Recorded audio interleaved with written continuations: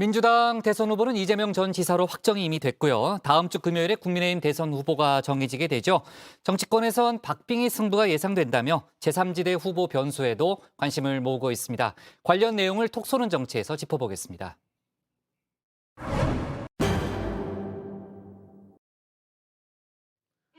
내년 3월 9일에 치러지는 차기 대선, 정확히 131일 앞으로 다가왔습니다.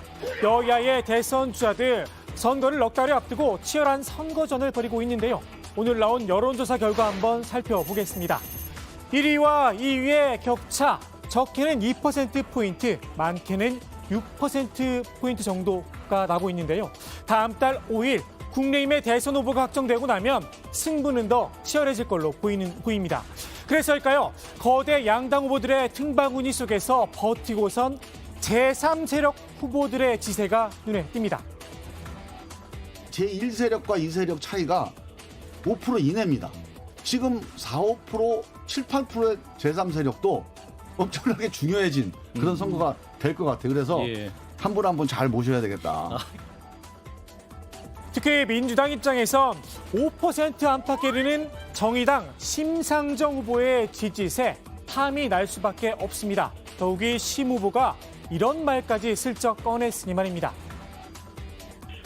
심상정이 대통령이 되면 지금 국회를 주도하고 있는 180석의 민주당 그리고 그 정책과 비전에 동의하는 제 정치 세력, 시민 세력과 함께 불평등과 기후위기 극복을 위한 국민연정을 구성하겠습니다.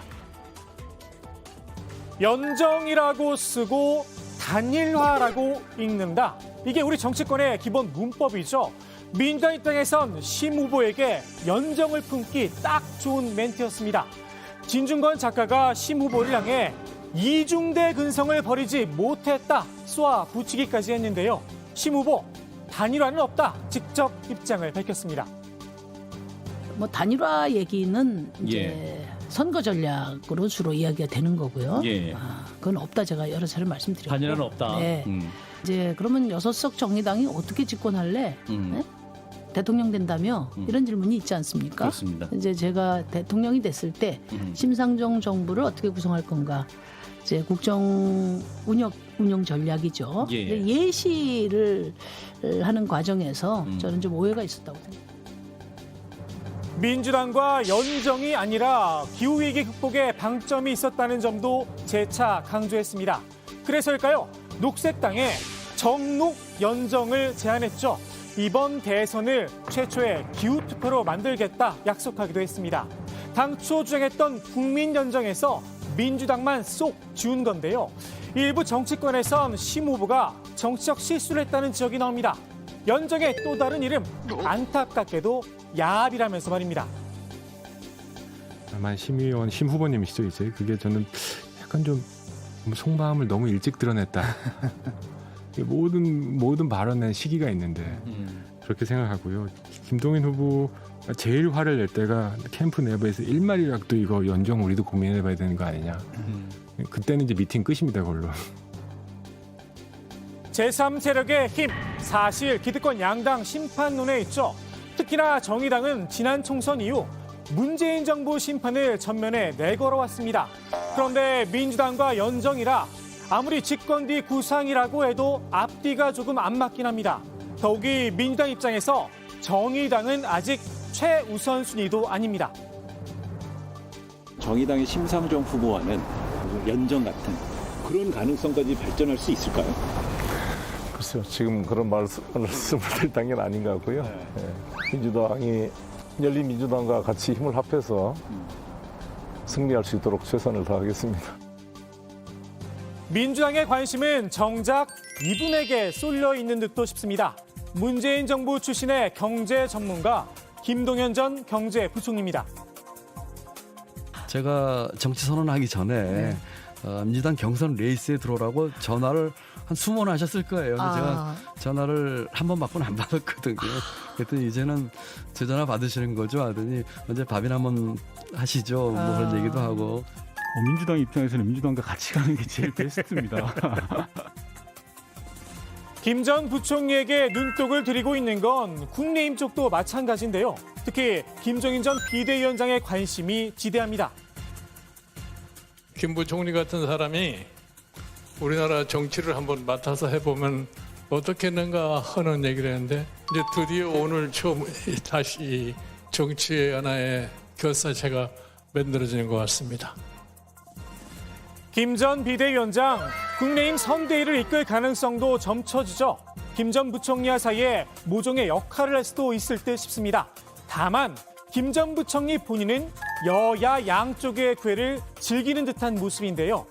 제4후보군 가운데 우리가 제일 낫다 캠프의 자화자찬도 나왔습니다. 정치에서 가장 중요한 게 신상 아닌가요? 신제품. 신상 이기는 구상이 있을까요? 김동연 후보는 신상입니다. 이제 막 나온 심상정 후보, 안철수 후보, 뭐 3수, 4수지 않습니까? 저는 새로움의 내용들을 보여주면 저희는 올라갈 길만 남았다. 하긴 새 정치를 내걸었던 국민의당 안철수 대표, 요즘은 부상, 기존 정치 세력이 돼버렸죠. 그래서인지 이번엔 새 정치 대신 시대 교체를 들고 나왔습니다. 과학기술 개혁 그리고 교육 개혁을 기치로 내건 겁니다. 기존 대선 후보들 향해서도 강하게 날을 세웠는데요. 한마디로 뽑을 사람이 없다는 겁니다.